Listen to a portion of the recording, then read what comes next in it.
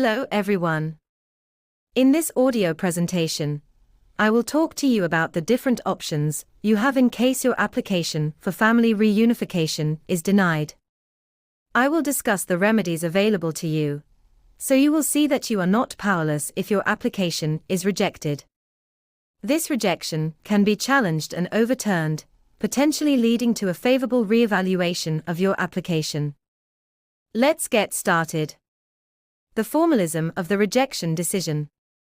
You should know that a rejection decision can be presented in two ways: explicit or implicit. Explicit rejection decision. This is the written rejection decision you will receive from the prefectural services. This decision, sent by the prefect, will inform you of the rejection of your family reunification application, and will specifically state the reasons justifying the rejection.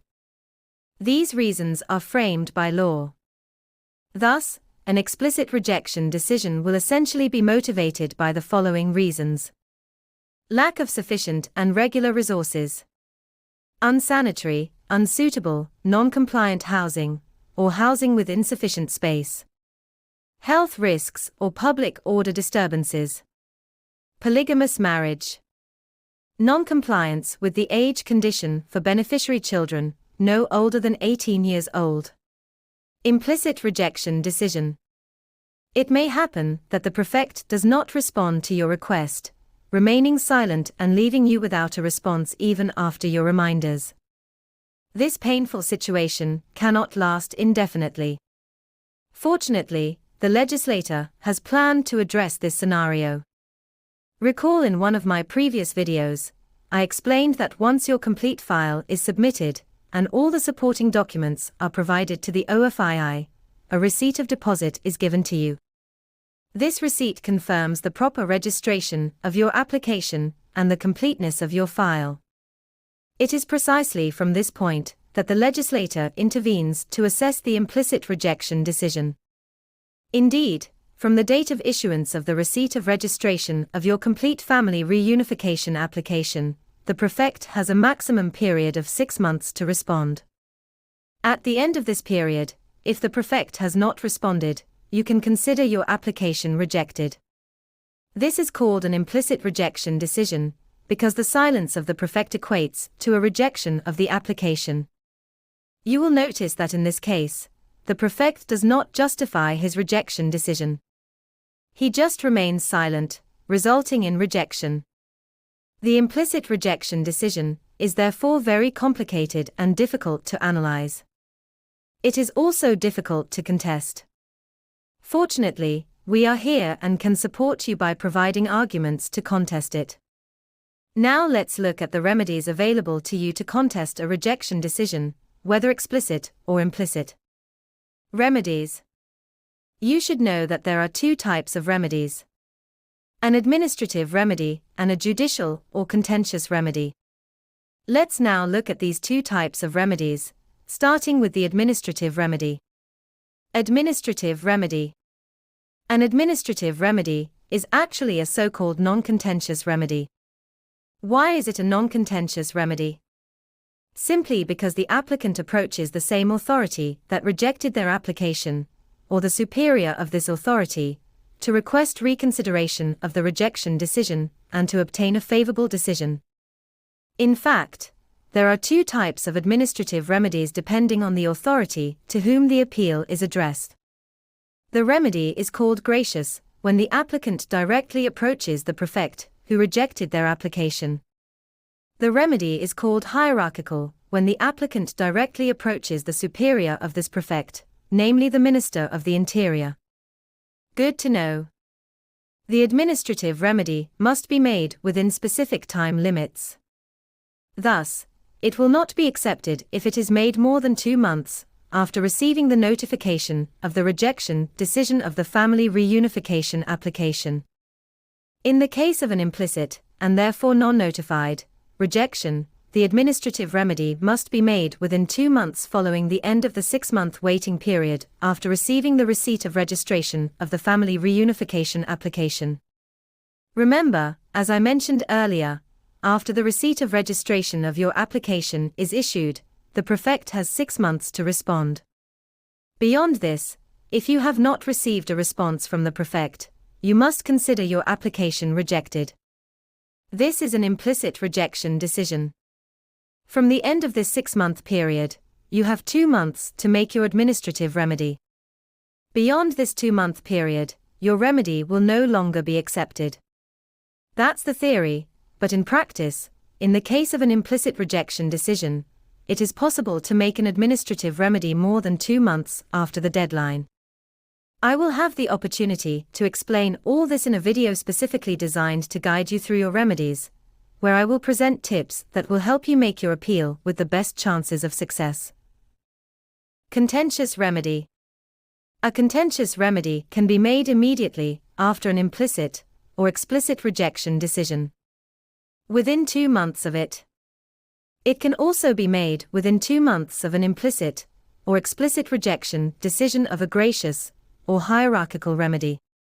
In other words, you can first make a gracious or hierarchical remedy, and if the response from the prefect or the Minister of the Interior is unfavorable, or if 2 months after the remedy you have not received a response, you can then make a contentious remedy.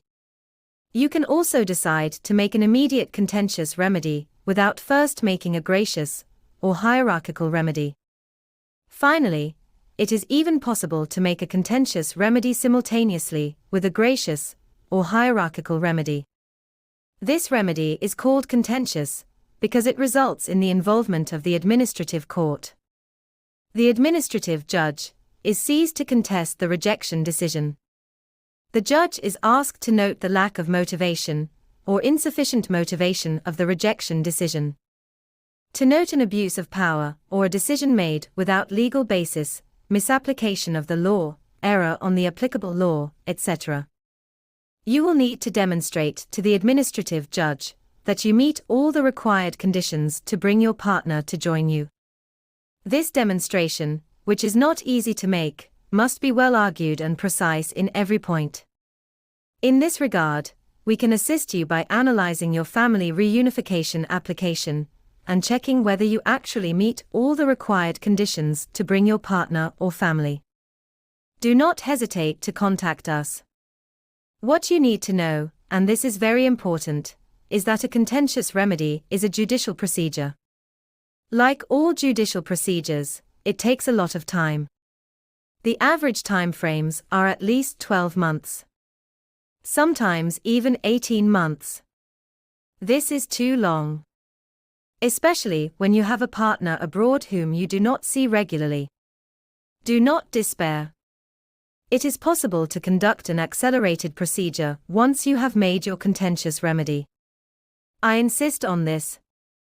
You cannot do this quick procedure if you have not first filed an annulment or modification request of the rejection decision. This accelerated procedure is called a summary proceeding. You have the option to make 2 types of summary proceedings. The summary suspension, to request the judge to urgently suspend a rejection decision that seems unfair to you.